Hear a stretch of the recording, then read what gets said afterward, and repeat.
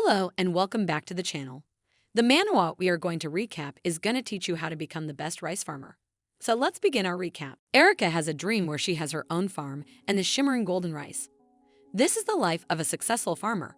She startles, her eyes flutter open, and in a moment of lucidity, she comprehends that it was just a dream.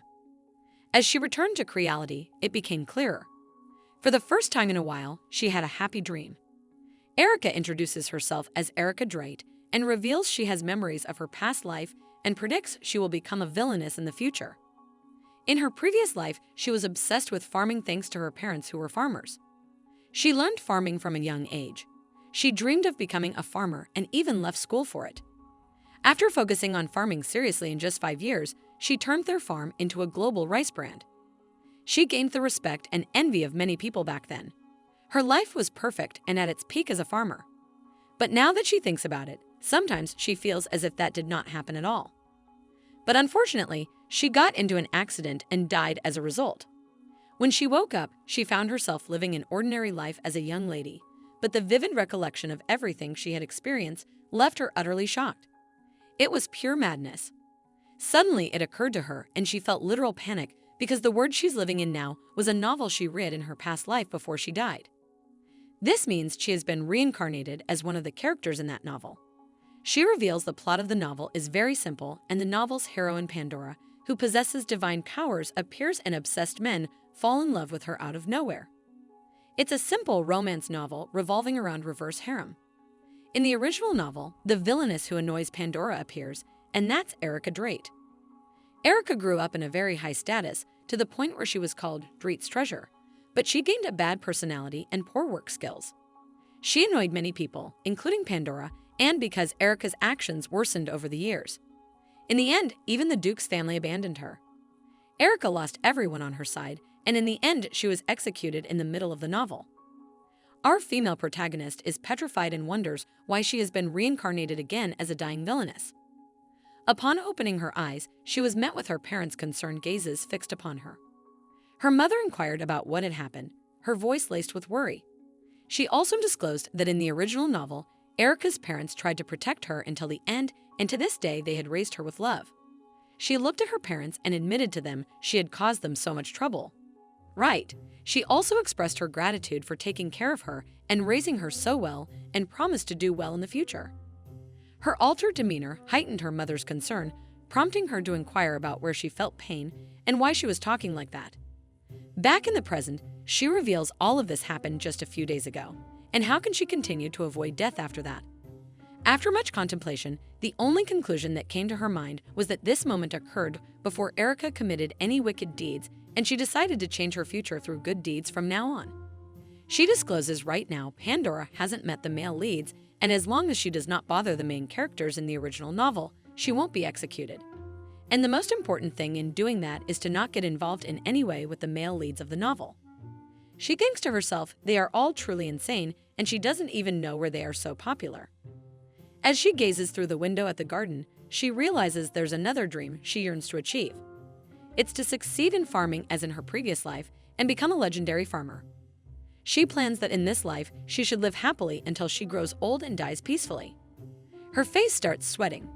Her face is contorted in worry as she realizes that she has to go see him first, and their relationship is already bad. The man she is despising to meet is the secondary main lead of the novel. Her carriage stops in front of the magical tower she intended to arrive at. She steps out of it and looks at the Imperial Research Institute, the magical tower. She thinks it's not a place just anyone can come to easily, but she has a permit to enter as long as she belongs to the Duchy of Drake. Realizing she came to the magical tower without notifying him and wonders if he will really meet her. As she places her tea on the table, her name being called causes her muscles to stiffen, and she forces a smile despite the tension evident on her face, realizing that he is here. Roll doesn't bother with any greetings and straightforwardly asks her what is she doing here. She observes him carefully, noticing his expression is devoid of any emotions, and his cold eyes make her conclude this man really hates her despite being her older and only brother. She is quick to remind he's also the secondary male lead in the novel. The Duke and the Duchess of Drake after getting married. They did not have children for a long time, so they adopted Roll to fill that void. However, as soon as Roll was adopted, they gave birth to Erica, And then Roll's standing in the Duke's family diminished. Erica deliberately picked up on him and often did things to annoy him. After all, he wasn't really a Dreet. But Erica, despite being loved by her parents, managed to create a distance between the Duke, the Duchess, and Roll, who eventually moved to the magical tower. As a result, Roll wanted to burn Erica to death. He held a strong hatred for her. She recalls a phrase that was written in the original novel that as Roll looked at Erica as she was executed, and for the first time, he genuinely smiled. He got rid of Erica, who took away his only wish, his family. So that's the reason he cannot help but hate her to this extent. Roll questions what brought her here. She thinks, considering the original work, it's natural for him to talk to her this way. She nervously glances at him and tires to form a reply, but is terrified because of facing him in person. She just wants him to give her some time to get ready for eye contact. Out of nowhere, she places her hands on her hips, furrowing her brows as she questions, what does he mean? She came to see his brother, reminding him they are family. She convinces herself not to be afraid because he's still a child after all. Also aware that she definitely needs this man by her side if she wishes to stay alive. He smirks at her words that they are family. His eyes blaze with fury as he sarcastically comments, how surprising is this? She flinches involuntarily, startled by the harshness of his tone. She clenches her fist, contemplating what to do now because the atmosphere is worse than she thought. Realizing if things continue like this, he might kill her before even her execution. Determined not to succumb to her fate, she admits there's something she must say to her brother. She falls to her knees, admitting she was wrong and acknowledging her mistakes. She wonders if this will appease his pride. She confesses she is sorry and apologizes sincerely, asking for another chance. Because she knows her life is more important now. She adds he may not be able to forgive everything, but she will try her best and there can be a change in the future. He remains quiet, but after a moment orders her to stand up, reminding her he's not her real brother anyway. She appears hesitant, but with a flick of his wrist and the power of his magic, he effortlessly suspends her in midair. Surprised by the unexpected occurrence, she can't help but ponder if it's truly magic. He lets her know, whatever she says, whatever her opinion is, he doesn't want to hear any more from her. With his tongue cutting like ice and his eyes ablaze with fury, he delivers a stern warning to her that nothing will change now, no matter how hard she tries. After that, she visited Roll several times, but they never met. As she lays on her bed, she understands it's normal for him to hate her after she spent years of openly pestering him. But she has no other choice but to keep apologizing until Roll calms down on her part. According to the original work, Roll really wants to kill Erica, and that's after Erica began to seriously harass the heroine Pandora of the novel. She tells herself there will be no serious problems if she behaves well from now on. But other than apologizing to Roll, what should she do now? She wonders. Suddenly, the thought of farming fills her mind, prompting her to abruptly rise from her bed with the realization the only thing in front of her is farming. Compared to her previous life, where she started from scratch, now it's no different from starting over. She thinks in this world she's truly Lady Dreet, and she was born with a golden spoon in her mouth.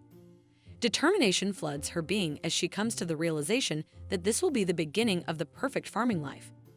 She looks out through the window, noticing there's flat land everywhere. It's a wonderful environment to grow something. She mumbles under her breath what a waste of time that beauty has been left without enjoyment. Looking at the vast land, she cannot help but think about her past life where she worked hard in rice and cultivation, and looking at the well-growing rice plants, it can only be a very profitable trade. She thinks she will have a good harvest this year too, but it's disappointing that all that effort went to waste. But she is determined to start anew here, convinced as long as she doesn't give up, nature will surely wait for her. She descends the stairs, with new hope to try again and try to succeed in rice cultivation. On her way, her eyes alight upon the sword resting in the living room, its presence stirring a sense of familiarity within her. In the field, Felix, the gardener of the Dreet house, asks her what is she doing here. She appears perplexed, uncertain of how to formulate a response. Suddenly, she smiles and says, doesn't he see she's tilling the field? Confusion apparent on his face as he questions why she is even tilling the field. She is unable to find a convincing answer for that because she is embarrassed by his sudden interrogation. She smiles when she finds a lie to give. She tells him it's a hobby that is popular these days. She also lets him know she will write a list so he can bring her some seeds and seedlings. He questions isn't it too hard for her as he has heard she has been ill recently. He is afraid doing something this strenuous will only hurt her body. Noticing his hesitancy, she assures him it's hope. She's in good health. Unconvinced by her assurance, he states it's a serious problem, reminding her that even with good health, she is already sick. Adding rumors of her illness have spread throughout the duchy. She shrugs it off, saying Mom and Dad are overly concerned. Honestly, is there even a weak member in Drake? He reluctantly says, but she is considered an exception. He comments, doesn't she look like a rare ducal flower? Convinced that, after all, field work is too much for a weak young lady. She thinks he's really nice. Maybe she can ask him if he wants to join her in farming. Noticing he has a build that seems ideal for rice cultivation, she smiles shyly at him, inquiring if he is saying this because he's worried about her. All right, she will work just a little and then leave. Noticing the change in her demeanor, he expresses his inner turmoil that she has changed a little recently. Not knowing what to say, she just thanks him and also expresses her gratitude for keeping the garden always beautiful. He blushes because of her compliment and says it's definitely something he needs to do sincerely. She knows taking care of the plants is not easy either. She instructs him to lower his head. He obeys quickly. She takes off her hat and places it on his head, instructing him to use this during his work from now on. He panics, saying how can he take it? He assures him it's all right to take it. Instead, he can help her with the farming whenever he's able to. She is pleased because getting a farming partner operation was successful. She lifts the sword in the air that was in the living room earlier. His probing gaze is fixed upon it, and shock overtakes him as he ponders. No, this cannot possibly be what he suspects, can it? With uncertainty, he questions what is this she is holding. She replies Drake family heirloom. He corrects her. It's the holy sword, Garzhan. Garzhan is the holy sword that appears in the novel. This holy sword has its own will. This means it can choose its master. According to the story, when the holy sword is used with a noble heart, it is said to grant its power to the owner. Erica has also seen this text in the original work. She says, this is impossible. She brought it because it just looked like a useful decoration in the closet. She questions who leaves a valuable family heirloom like this without protection. Felix tells the Duke it's a family heirloom, so he put it in the closet. She realizes the Drake family is known for their simple thinking, so it's impossible for them to think that the heirloom should be hidden away. Felix suggests she return it, but she is insistent on keeping it because it is really good at tilling the field. She looks at the sword she had mistaken for an axe and thinks impossible. Could this extremely rare item be the holy sword she used instead of an axe? Felix warns her about the Duke. She agrees he is right and promises him that she will only use it today and return it afterward, also telling him it sharpens better than the axe. He decides to turn a blind eye for now and goes to work now as if he doesn't know anything. After she is left alone, she decides that she will use it secretly sometimes. She did not know at that time that this holy sword would make her life very strange. Felix brings the seedlings and seeds she requested and gives her to them. She thanks him, but he does not have a problem. Instead, he is glad to see she's interested in it too. Upon opening the bag, she is disappointed to find no rice seedlings inside, and she questions him. Why didn't he bring the rice seedlings? He tells her even if she had not mentioned it now, he would have asked her what exactly are the rice seedlings she has requested. She is surprised and questions, is he sure he doesn't know what rice is? He apologizes and explains he is not an agriculture expert. However, he asked other people just in case. But no one knows what those rice seedlings are either. She wonders how no one knows what rice is. She tells him all right, she will make do with these seedlings for now. She wonders if it is possible that rice has not been discovered yet. She also requests him to keep this a secret from her parents. She tells him because they will worry for no reason as she ponders that they fired all the teachers when she said she wants to take a break for a while so she cannot tell them she intends to work in agriculture. He tells her, of course, just trust him as she ponders. Why does she get so anxious as soon as she says trust me? She ponders inside and how that her parents have gone to the imperial family. This is her chance. She is having food as she calls out to Keel, mentioning that she has a question. She tells him that he is a chef. So does he know what rice is? Keel is chief of the Duchy of Drake. He asks her if she said rice. She tells him not rice but rice, questioning if he does not know what it is. He thinks about it as she wonders, does he really not know about it? Thinking that, by the way, she has never had rice here before. He tells her that he suddenly remembers now as she becomes excited, questioning if that's really the case. He states that he saw it in this book as she wonders what kind of book is this. He tells her although the ancients used to cultivate it, it is an ancient crop that even eventually went extinct. But it is great that she's already interested in history. She finds it impossible as she wonders it looks like rice cultivation from the ancient Stone Age. She calls out to him, questioning if he means to say that rice is an extinct crop and no longer exists. He informs her, and since he has never seen it before, it might just be Allegiant questioning. But aren't they glad that wheat has not gone extinct either? She ponders started. Looks like he thinks it is a good thing. And she wonders, what does she do now about her dream of becoming a successful rice farmer? Since she remembered her past life, she knows this has been her only hope. She asks the chef if he has any other information about rice. He reads the book as he mentions there is another text in this book. It is stated that the demonic monsters love rice as well, so all the rice was transported to Mount Kaji and thrown away. But he mentions it seems like just a myth anyway, and asks her why would demonic, monstrous even take rice. She thinks about it as she wonders. So it's not like there is no rice at all, right? She thinks that maybe it is because of the temperature, humidity, and soil, which are the perfect environment for rice to grow well. She is aware that there must be a way and realize this, that she cannot give up on her dream of success through rice cultivation. After a while, she seems to be very excited as she mentions that finally the nursery is complete. She knows that now, after it sprouts here and the flowers bloom, they will have fruit. She looks at it before a maid approaches her, telling her that the Duke and the Duchess have arrived. She questions, oh really? Mentioning that she should have gone out to meet them earlier. She runs to them as she calls out to them. She wonders, since she remembered her past life for some reason. Life with her parents was a little embarrassing, but she has adapted to them perfectly now. They ask her if anything happened while they were away as she tells them no except for her visit to the magic tower to see her brother roll. She ponders that she should just not talk about farming now.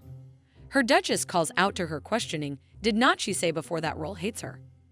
Erica questions herself from the past, questioning why did she do that? She mentions that there is nothing wrong with her brother, she is the one at fault. Her Duchess asks her what does she mean. And after that, she decided to tell her parents everything about Roll. Because she knows better than anyone else the impact of the family's absence that Roll felt and the love he should have received until now. So she wanted to bring him back to the duchy, but she hopes it is not too late already. Because she knows better than anyone else the impact of the family's absence, that Roll and the love he should have received under now. She has informed the Duke and the Duchess about everything and explained what happened, leading to Roll being sent to the Magician Tower. And that she fabricated all those accusations out of jealousy. And the truth is that Roll wanted to get along with her from the beginning. Her parents were very embarrassed, but they understood the situation. The Duchess told her that she has told her that based on what she just said, she thinks that she has thought about it enough. However, this might also be their fault for not taking care of Roll properly. Also stating that she believes they should have a meal together as a family at least. She is having food as she ponders. The atmosphere is really stifling and hopes that someone will speak. His Duke asked if the food was suiting her taste. He says that to Roll, Erica is staring at him as she ponders that, as expected, he has acting skills as a member of Durette. She is aware that her parents said that evening they will invite Roll to have dinner with them. And so he attended dinner with them for the first time in a long time, and she heard that Erica, that everything was a misunderstanding. They were really negligent. She called out to her father, mentioning that it is her fault alone. Her father told her to be calm and do not say stuff. She is aware that it is her fault alone. She mentions that she apologizes about everything. Roll was born in one of the poor neighborhoods in one of the streets. And when the Duke and Duchess found him, this must have been the first warmth Royal felt. So when he moved to the magical tower as if he was expelled, he may not have been able to have them right away. She's aware that it happened because she was not good enough. Thinking that if he's okay with it, does he want to go back home? She is aware that the magical tower is the place she wanted to go to from the beginning. Stating that she has no intention of going back because there's something she wants to continue searching for. Stating that she has always wanted to enter the magical tower. As well questioning when will she undergo the gate test to become a wizard. She states that if she is going to freely use the highest level of magic, then she will be able to enter the subspace and undergo the wizard gate test. She thinks so. Maybe this will be the great weather in the future. If he now anything return to the Dutch change, the story will collapse. Because in order to become a wizard, he has to go through complicated procedures, like going to the subspace for several years and studying everything about new magic, and he also has to take a test in another subspace using the magic he studied. And because of that, Roll appears a little late in the original story. And this is because he took time to become a wizard, and even after going through this difficult process, Roll wanted will become a great wizard. Because he wanted to enhance Dreet's reputation. He thought this was how he would repay his debt to Dreet. He told Erica that is really what she wants. Then she can do as she pleases. Also telling her that he does not know what her opinion would be if he told this after he did something bad to her. He asked her how about having a meal like this with her family sometimes, telling her that she's a Dreet as well and hopes that she does not forget that. She blushes slightly, mentioning that she understands and thinks that he liked the family atmosphere. He asks her, "So is her magical training going well these days?" She tells him that it is working hard, but it is still not enough. She wonders, not enough, as she's aware. Even the crown prince. Roxaline, we will hold the most powerful position as the swordmaster. It is said that Roll was the only one to defeat him. She smiles, mentioning, "It is really humbling to say that." She asks her parent to listen to, stating that her brother can already use advanced imaging. Her Duchess and the Duke are shocked as her Duchess questions if that is true. Who is? The Duke mentions that when it comes to advanced magic, is not that something even experienced sorcerers sometimes fail at.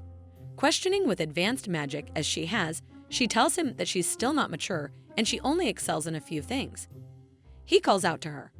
Questioning is not even excelling in two things great. As expected, he states that her magical talent is amazing. She finds it embarrassing as she is aware that it was great until now. The flattery operation was successful. She is aware that in the end, Roll is still a child. She nervously wonders that she's surprised she almost died just from making eye contact with him. Realizing that she thinks she succeeded in calming his feelings towards her and hopes things will go well after a long time. But she has to be careful not to cause him trouble again. The Duchess asks Royal to be cautious on his way back, stating that she is worried because the road to the magic tower is adjacent to Mount Kaji. His Duke also states that there have been reports of an increase in demon monster attacks recently. Erica questions if the number of demon monsters increased. He puts her on the head, stating that is why their mother and he recently visited the Imperial Palace, as it is true. The Duchess states Mount Kaji is a serious problem as His Majesty was extremely concerned about the sudden increase in demand monster attacks, which negatively affected his health. In times like this, the Imperial Sword Drite must be stronger. Duke tells Roll that even if he frequently travels this road, he should be careful. He responds that he will keep that in mind as, she wonders, is not the situation serious enough for the strongest person in the current generation to go to the mountain? In this world, there is a risk called demon monsters, and they are a strange species characterized by extraordinary strength and agility. The biggest problem is that the magical monster population is humans. Humans have been constantly threatened by these demon monsters, which is why the imperial family turned to the Dreet family known as the Imperious Sword, who managed to contain the monsters within the border area, and also they were ordered to constantly conquer them. Even though monsters' demand were unused, and there were times where they were helpful, as the Rate Empire where she live in is located on the border of Mount Kaji, where demand, monstrous live, and the Khan Empire's model as well. That is why the Korn Empire could not invent the Rate Empire. Yes, it is all because of the demon monsters living on Mount Kaji. She is aware that if the number of demons on Mount Kaji is increasing, then the demon monster called Dragon who lives on Mount Ecology is a rumor that this extraordinary space is the one gathering grains and even ancient extinct groups. She thinks about it as she is excited. Roll says goodbye to them, telling them that he is leaving now. She ponders that demand Dragon must have. She decides to check it out immediately before Roll glances at her as he gets on the carriage. She looks towards her left and right and decides to jump as she thinks that no problem so far. She jumps out of her balcony as she hits her head. She is aware that no matter how hard she tries, her body cannot get used to this at all. After deciding to climb Mount Karachi, the first thing she did was check her physical condition. Her estranged her jumping ability, her resilience. She expected that, but as expected, the direct line, which is quite different. Most Stride members have physical abilities similar to monsters, and unfortunately Erica was born from the direct line edge. Her ankles hurt a little, but she's aware that she will endure it, run, knowing that she cannot give up rice cultivation that easily. And since she carried the holy sword with her, she should not waste more time as she leaves. After a while, she is aware that it is much more wider than she thought, and it is behind the Drite Duchy. She finds it. Lucky hat, she discovered dragons hydrated by interrogating the butler. She wonders what they'd be good to set up an ambush here. She did not climb Mount Karachi without any preparation. Her body in her previous life was flexible thanks to her innate agility skills, and there was not any sports that she had not tried. She had not tried including kendo, taekwondo, martial arts, judo, and even boxing. And there, she also learned all the farming techniques. She's a little worried because she cannot get used to this body carrying monster strength. She notices something as she is surprised, wondering if it's Drakon. It is a rabbit as it runs away. She notices the high road place as she goes behind him. She goes inside a hole to find carrots and other stuff. She finds it impossible, realizing that there are no rice grains. She questions, can it be that there are already plenty of seeds and not a single grain of rice? She looks to the side to find the rabbit angry as she wonders why is it angry. Suddenly, she hears a bang. As she covers her ears, she suddenly wonders, why is the rabbit getting big? She notices something as she realizes that could be rice grains. She is aware that this does not seem like it is going to be easy, but still, despite that, she decides to attack back, realizing that she will definitely get those right seats as she takes out her sword. She launches for an attack. She struggles to breathe as expected. It is not going to be easy. She ponders that it is not showing any signs of giving in. She feels a huge amount of pain in her ankle and falls down.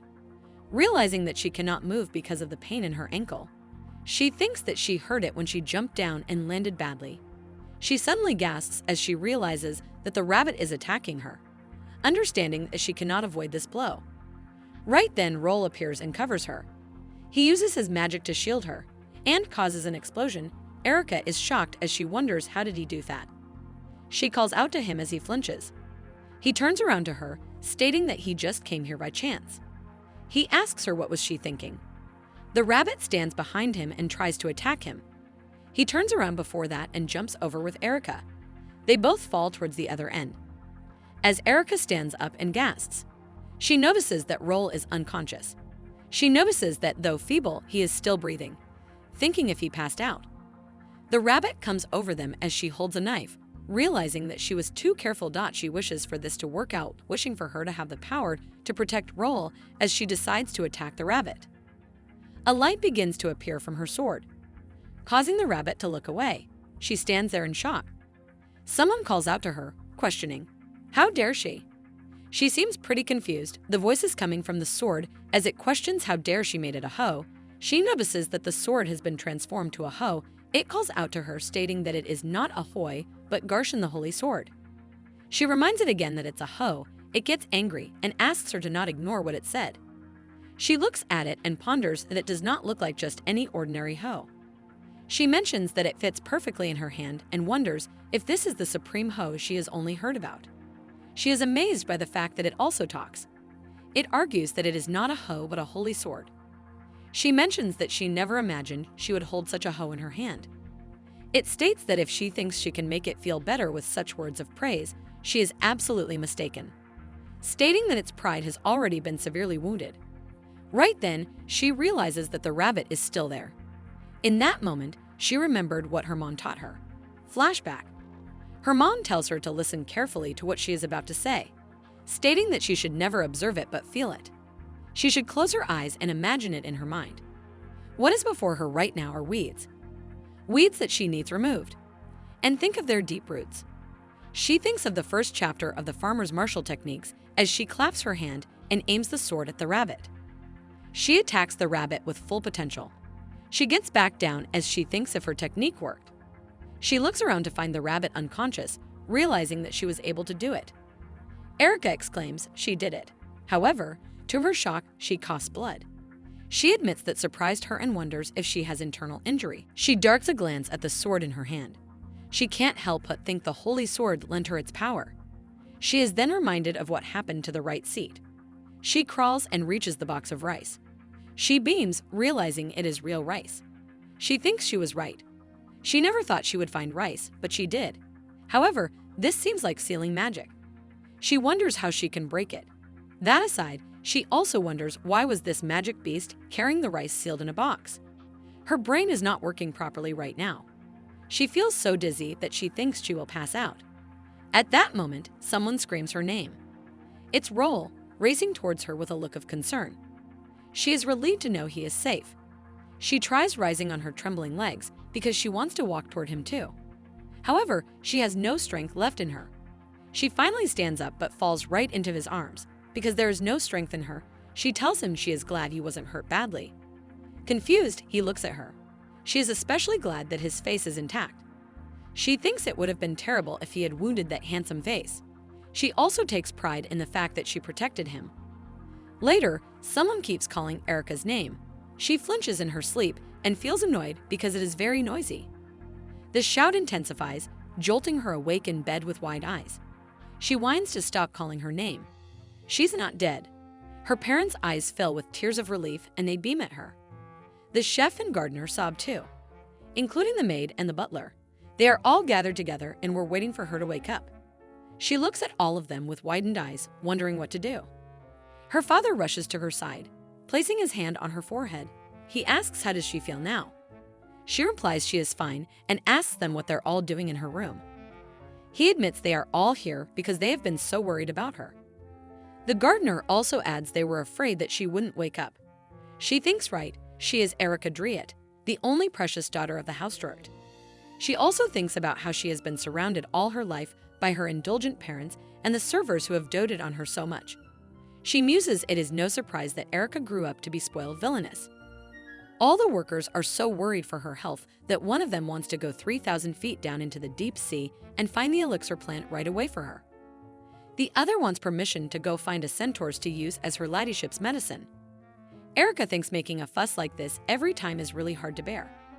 She declares in a firm voice that is enough. She's all right, so they should stop it. Their mother sends them all away saying her daughter and she has something to talk about alone. The father looks at Julieta with pleading eyes, reminding her he is her father. So can he stay too? But the poor Hasten has been kicked out of the room. Julieta sighs in relief and mummers it's finally quiet. Her mother then smiles, but it doesn't reach her eyes. She instructs Erica to tell her everything. Erica can see she's emitting a tremendously menacing aura. She remembers she swept the entire imperial palace in rage when she was younger, so this is no joke. She asks her mother about what? Her mother demands why she was alone without an escort in the Eggplant Mountains at that hour. And how did she get there? She sweats nervously, struggling to come up with an answer but failing. She also thinks her smile makes her even more terrifying. She states how she could just sit around when she heard that magic bees had increased in number. Her mother asks her what does that have to do with her. She states because she is a Driet too. She tells her she wanted to fight against the magic beasts like her and father, however. She thinks to herself this sounds pretty plausible even to her.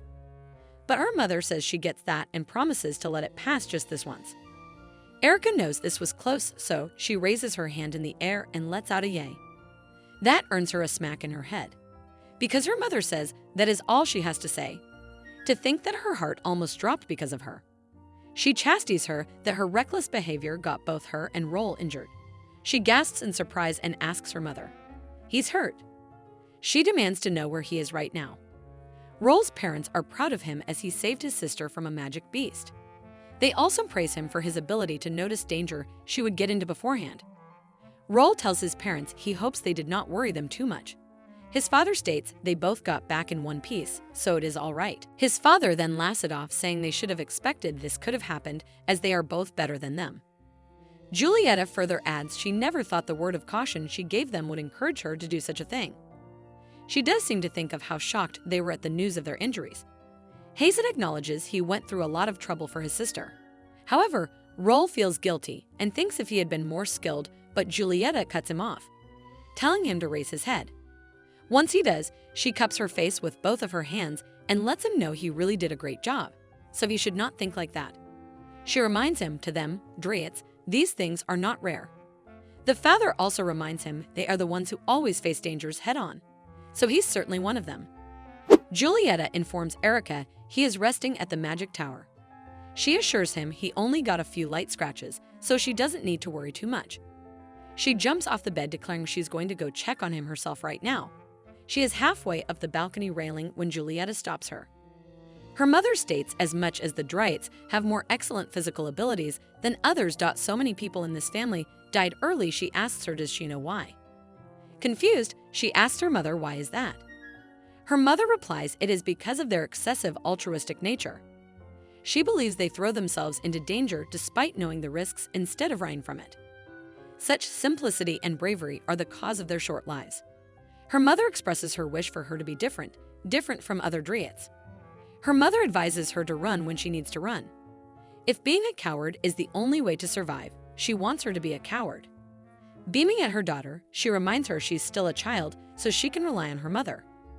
Erica is touched by her speech. However, the next moment the atmosphere changes when her mother declares she is banned from climbing out through the window at night. Erica is shocked and thinks how come it leads to that conclusion. She then remembers something and informs her. While the knights were searching for them, they found this. She is holding a rabbit by its ears, letting it dangle in the air. She tells her that she heard she knocked it down. Erica is surprised when it is dawned upon her that it is the rabbit, the magic beast from the other night. Her mother teaches her when hunting a magic beast, one of the most essential parts is making sure she finishes it off completely. The rabbit flinches at that. She states she brought it because it is still breathing, but then offers it to her, suggesting she is the one who first caught it. So why doesn't she finish it off herself? Erica stands there in shock. She thinks to herself, why does her mother sound like she's doing her kindness? Her wide eyes then land on the rabbit, who looks so adorably innocent. She thinks it is just like her mom. She used to be called the Witch of the Battlefield in the war with the Corn Empire. Erica sweats nervously because it looks so pitiful. After she is left all alone with the rabbit, she wonders what should she do with this. There is a knock on the door and Betty enters asking how she's feeling. Her gaze falls on the rabbit. She asks Erica where did she get the cute bunny. From what Erica heard, the servants of House Dryad were formerly pretty good fighters. But seeing her fall for such a shallow trick, she is sure Betty is not one of them. Betty realizes the bunny is missing fur in some places. Her eyes well up and she wonders who did such a cruel thing. Erica states to herself that cruel person is her Betty. She looks at the bunny with awe when she realizes it will look really cute when its fur grows back. Erica thinks it is only cute on the outside. Erica is aware there is a chance it can become aggressive again when surrounded by enemies. She also notices how it is slyly using its cuteness to gain both sympathy and affection. At the same time, it is reading her face too. She lets herself consider whether she should follow Mon's advice and kill it. She thinks the reason they suppress magic beasts is because of the threat they pose to human beings. So as long as that bunny isn't dangerous, she can keep it alive, right? She decides to recall how her father in her past life handled stubborn animals. She remembers complaining about the cow to her father that it was rebellious. Her father laughed and told her not all animals were obedient to humans. He further added that for a case like this, they applied a very simple method. She remembers his father's words clearly, make it understand when you reward it. And when you punish it, establish firm discipline. She remembers her father had said this in her past life. She is also aware, since it is a magic beast, it might have a strong body. She believes the best reward for it would be food, but the problem is that it only eats human beings. She then asks Betty if she has any business with her. Betty flinches and realizes she was distracted by the bunny. She hands her over the rice box and informs her she came to give her this. A bright smile appears on Erica's face when she spots the rice box. She had forgotten about it, so she is grateful to Betty. Betty explains she was holding it in her hand so tightly that she thought it must be very precious to her. She also informs her master Roll tried to burn it the moment he saw it. Erica's lips part in shock, and she knew there was an overprotective side to him. She also thinks about how she almost risked her life to find this. Confusion and uncertainty flicker in her eyes when she wonders why he reacted like that. She wonders if he did not like this because it belonged to a magic beast. She further thinks if she wants to take these rice seeds out, she needs magic. However, she is not sure if Roll will do her this favor. Come to think of it, the person said it was originally a holy sword. As far as she knows, it was supposed to chase the female lead as its master. Garshin, the holy sword, was House Dryad's heirloom, but it was offered to the imperial family by the Dryad ducal couple to stop Erica's execution. Pandora happened to find Garshin. While she was working undercover as a knight in the imperial palace, Then the Holy Sword accepted her as its master. Even after being spared from execution, Erica did not repent from her wrongdoings. If anything, she was mad with jealousy because her family's heirloom chose Pandora as its master. Eventually, she decided to kill Pandora, not knowing the decision would lead her down the path of destruction. She thinks, well, if she is to survive, the original story needs to change. And maybe she could go look around her farm. Her attention is then grabbed by a voice. She wonders where did the voice come from. The voice screams, "It is him over here." She follows the direction the voice is coming from, and her gaze falls on the sword. He states, seriously, she did not forget his voice already, did she? Then she remembers, oh, it can speak too. He introduces himself as Garshan, the Holy Sword. He lets her know she woke him up from a 1,000-year-long sleep and asks how does she feel about meeting him. When she doesn't reply, he remarks she is so thrilled she is tongue-tied. She wonders what he is talking about. He then asks her what her wish is. Does she intend to save the world, or does she want to exterminate all magic beasts and establish a human-only world? Or, he suggests, how about getting rid of all the enemies that threatens her life? With an arrogant posture, he tells her to just name it. She lets him know she only has one wish. She lets him know in advance he would be doing great. A hoe is more convenient than a sword for plowing. She states she was going to plow the right side of the farm today. She expresses now that she has some she feels very reassured. The poor sword screams at her, but she interjects, telling him not to cut her off. She is saying something important right now. He wants to know how it is that important. She replies because she needs to dig the field up first if she wants to plant seeds. The sword is offended and wants justice. What does she take the Holy Sword for? She asks him what is wrong. Does he not like taking the form of a hoe? If so, she can turn him into a spade. He screams. How dare she hurt this Holy Sword's pride? Plowing. Is she kidding him? He's a holy sword. He suddenly soars into the air, out of her reach, leaving her stunned. She finds it awesome that he can even fly and praises him that he's such a perfect hoe. The sword arrogantly states that there's nothing he, Garshan, cannot do. He reveals he can fly and make himself longer too because he is Garshan and the one and only holy sword. She jumps in the air and catches it. He whines that he was flying. She slams the table with her face so hard that it breaks into pieces. She laughs and teases maybe she's still too young. She beams at him and lets him know it's not easy to control her strength, the threat clear. The poor holy sword starts getting goosebumps. She tells him she thinks they can talk it out. He reluctantly says find a plowing. That is what she wants to do, right? He tells her he is good at everything. The bunny sneaks from a distance and eavesdrops on them. When she spots him, he's ready to run, but she orders him to stop right there, causing him to flinch. She asks him where does he think he is going. The trembling bunny presses himself into the wall in fear when she strides towards him. She smiles at him, but her smile evil like her mother as she informs him she thinks she will hurry outside and do some plowing. The poor bunny, who now trembles, genuinely looks like a little tiny baby who needs saving. She reminds him of the old saying, never put off until tomorrow what magic beast you can trash today. She raises the sword and asks him shall they start his punishment. After using reward and punishment properly, she was finally able to tame the magic beast. She brings the chicken closer to his nose. The bunny sniffs it, his ears standing up. He seems to like it. She remarks it suits his taste. Huh. Chicken never fails to satisfy. The issue with her pet magic beast diet was resolved with chicken. As for his aggressiveness, which was the biggest headache for her, she managed to get it out of him after a few holy hothwacks. Now he looks pretty much like a normal pet. Except when he sometimes uses petty tricks, he's not so bad overall. After she decided to adopt him, she planned on using him as her farming assistant. She shows him a seed and teaches him it is called a seed. She lets him know from now on it is his job to plant seeds. Several days passed and finally, the bunny was reborn as a decent farming assistant. She reveals she plants seeds pretty well now. The gardener approaches her. His gaze falls on the rabbit, and he says, so she was serious about raising that beast? She responds yes, she thinks she will give it a try. He's more useful than she thought. The gardener exclaims it is amazing she managed to tame a creature that was born a fierce beast. He declares no one has ever succeeded in training a magic beast. She responds well, her bunny is pretty docile. He glances at the bunny's direction and realizes it is only to her ladyship because he unashamedly is glaring at him. She gets in with a hoe again, reminding him she told him not to show his fangs. The gardener sweats nervously because he cannot believe a magic beast can be so tame with a human. He comments that she is no ordinary human. He then also asks her to let him know if she needs a magic beast controller. It will help her restrain that beast magic power to a certain degree. She did not know there was such a thing. She tells him to get her one, please, and also requests him to watch her farm for a moment. He asks her if she's going out. She replies yes, she is going to the magic tower. Although her farm work was going smoothly, she had one problem.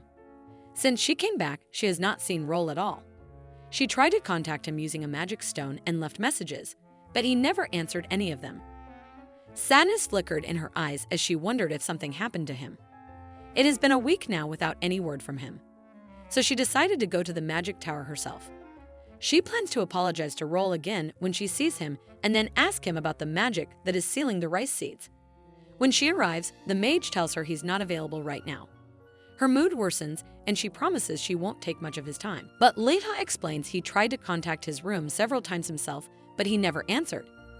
He further reveals he took sick leave and has not been appearing in his lab since.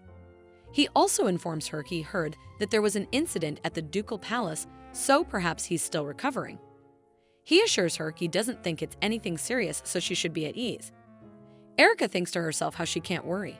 In the novel, Roll hides his true magic power until he becomes an archmage. Since she was there too when he was fighting against the dragon, he probably couldn't use all of his power and took a direct blow. She tells Leha she will come back tomorrow. She convinces herself he's a capable mage, so she doesn't think he was badly wounded and decides to come back again tomorrow. But maybe she thought of the matter too lightly. The next day, Leha tells her the same thing, that he seems to be under the weather today too. The day after the next day, he lets her know he's busy with personal study. The day after that, Leha again apologizes to her. She was rejected several days in a row. Clearly, he's avoiding her on purpose.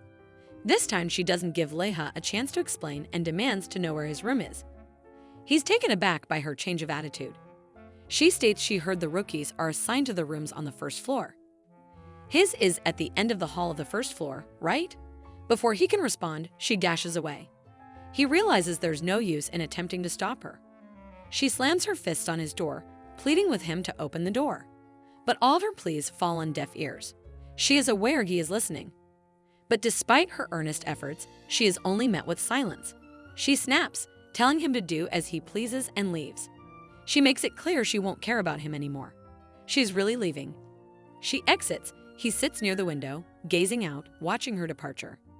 She continued to make every effort to meet Roll afterward, but still she did not see him at all. She thinks it's her birthday soon. He won't be stuck in the magic tower even on that day, will he? There's a knock on the door. Then Erica's mother calls out her name. She asks if she is going to stay at home today, or does she want to go somewhere with her? Julieta meets someone who thanks her for taking the time to come over. Julieta's face twists in sadness as she says her friend is ill. Of course she would come. Erica maintains her smile, but on the inside, she's tensing. She thinks this cannot be happening. She hasn't even solved the role issue yet. She never thought her mom's destination would be the male lead's house. Her mom then glances at her over her shoulder. She brings Erica forward and tells the woman she has someone to introduce her to. Erica greets the woman respectfully. Duchess Rapist beams at her and says it is her pleasure. Erica recognizes her as the male lead's mother. The women then start talking among themselves. Julieta asks her how she feels these days. Does she feel any better? The Duchess tells her she continues to see her doctor, but there isn't much difference. A boy observes them from a distance behind the tree. Just then, the maid arrives and informs him that His Grace is seeking his presence. The boy continues to gaze into the distance, his expression stoic, yet a gleam shines in his eyes. Erica nibbles on the biscuit. The Duchess's gaze fixates on her, prompting Erica to wonder about the sudden silence. She glances up and meets the Duchess's eyes, causing her to gasp. Erica realizes she was overly absorbed in her eating. It dawns on her that she's already on her 8th cookie. The Duchess admits to Julieta that she wishes she could have raised her son normally like she did, having a fun time talking together and showing her love for him as much as she wanted to, but unfortunately, the rapist's name makes it impossible. There's a short pause before she requests if she is gone someday, please look after her son. Erica thinks hearing the Duchess' calm voice, she realizes it sounds very lonely. When she returns back to her home, she tells the bunny she is back and demands they should go to work. However, she is unable to find him. She looks beneath the bed, but he's not there either. The bunny groans from his hiding spot. He just cannot stand that human anymore. He has regained his strength, and he wants to turn into beast form and get his revenge immediately. But he cannot because of the magic beast controller. She finally spots him. She asks him what he was doing here. She picks him up in her arms and declares they will go and plow the field. He groans in frustration because he's sick of plowing. He further thinks he cannot stand the boy who is watching him through the curtains. In his role, he is also sick of this uncivilized little plowing freak. He really wishes to get away from this bunch of fools, even for a day. On the field, the bunny is being scolded by Erica, who points out she works much faster than him. The sword intervenes, claiming to be much more useful, and declares itself as sheer perfection. He exclaims he is still cool and wonderful, even in the form of a humble tool. Erica smiles, realizing Garshan seems to be really into farming now. She also notices the bunny is showing his fangs much less often than before. Her attention shifts when the rice box next to her sparkles. She reveals she asked the mages of the project tower about this magic seal, but no one knew how to break it. She thinks Roll is the only one who knows the answers, since he is the greatest mage in the novel. However, there is no way of meeting him. She also considers whether she should tell her parents that this hoe is actually the holy sword. She knows no one in this house will object to her becoming the heirlooms master, but once her parents know the fact, they will obviously make her take the swordsmanship lessons when her etiquette classes alone are already taking up too much of her time that she could spend on farming. She also knows 5 years from now her training as the Driet training will start whether she likes it or not. She decides for now she would keep it a secret that she became the holy sword master. Since her mom and dad are busy with the magic beast issue, she won't have a problem hiding from them. Now that she has collected her thoughts here, she decides to call it a day. At night, Erica sleeps peacefully in her bed, the bunny snoozing at her feet, dreaming of chicken. Suddenly, someone appears beside her. Slowly, he extends his hand toward the bunny and picks him up. The bunny awakens abruptly, furious that someone dared to grab him by his nape. He recoils when he recognizes Roll and wonders what on earth he's doing here. He glares at it and thinks maybe he should just kill it. The poor bunny looks so freaked out. He knows this one is 100 times scarier than the human girl. Royal is unable to understand how she can be so generous to the magic beast that almost killed her. He wants to know, can she smell the murderous intent? It still reeks off. He knows it doesn't recognize its owner at all. He starts because of this thing he almost, but then trails off and sighs deeply. He thinks right, he almost lost her. He remembers when his mother first told him that she was his sister. He was scared that if he touched her, he would hurt her. He could see the little baby looked so fragile and precious that he couldn't even hold her. Just looking at her made him happy. With this beautiful baby girl born into their family, he believed they would make a perfect family together. However, how mistaken he was. He remembers the memory where he ended up shattering her favorite plate, and she was crying telling him to go away, and she hated him. His only sister did not need him. Seeing his sister deny his existence was so hurtful that he left for the magic tower. He wonders, but why? He remembers her pleading if he could at least not hate her. He wants to know why she's doing this to him now. He's scared of being denied by her again. Nevertheless, he found himself already being swayed by her again. He admits he followed her, fearing that she might enter the forest swarming with magic beasts. And when he saw her hurt, he felt a sudden rush of anger inside of him. That's why he shunned her. He cannot let her walk all over him again. He grits his teeth as he admits from the moment she was born he never stopped wanting her. But she was the one who was always harsh on him and kept him at a distance. His gaze then falls on the magic beast controller. He puts a spell on him and warns him if he doesn't want to die. He better behave himself, or else the moment he entertains the thought of harming her, the spell he has just put on him will make his head explode. He looks maniac when he mutters he could just kill him immediately. But if she hated him again for that, that would make him feel very crappy. He then tosses the bunny back onto the bed and orders it to scram. The poor bunny scurries off, seeking refuge beneath the bed, trembling with fear. Roll gazes down at Erica's sleeping figure. He absent-mindedly twirls a strand of her hair and whispers softly. He hates her. He hates her for toying with his feelings. But he hates himself too for allowing her to do that to him. The bunny thinks he knew he was a total nutcase. He calls him the great god of all magic beasts, his black majesty. He wonders how he ended up in the den of those psychos. The next day, Erica wakes up and notices that the bunny is not on the bed with her. She looks beneath it and finds him sleeping there. She wonders why he's chosen such an odd spot to nap.